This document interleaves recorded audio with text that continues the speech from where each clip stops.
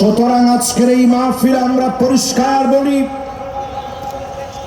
MC college মাঠ আজকে প্রমাণ করে দিয়েছে আল্লামা দেলোয়ার হোসেন সাঈদী রহমাতুল্লাহি আলাইহি তিনি চলে গিয়েছেন দুনিয়া থেকে। সারাটা জীবনের সব সময় বেশিরভাগ সময় তিনি কোরআনের খিদমত করেছেন। এই খিদমতের কারণে মানুষটাকে আজও মনে রেখেছে, ঠিক কিনা বলে?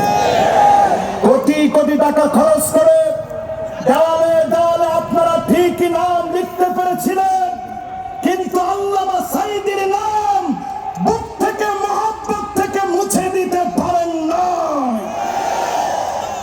ঠিক নেই? একটা হাদিস, হুজুরের সামনে বসে কথা বললে ভয় লাগে আমাদের। উনি কিন্তু যেখানে সঠিক হয় দেখবেন মাথা লড়ায়, যেখানে যদি ভুল হয় তাহলে অবশ্যই উনি আমাদেরকে ভুল ধরায় দিবে। একটি হাদিস পরিষ্কার আজকে আপনাদেরকে শোনায় দিতে চাই।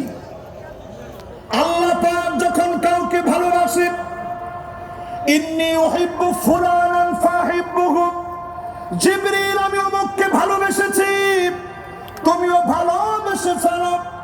এই ভালোবাসা যখন আরশে আজিম থেকে আসে, দুনিয়ার মানিক চোরাদের মতো লোকেরা টেনে কমাতে পারে না।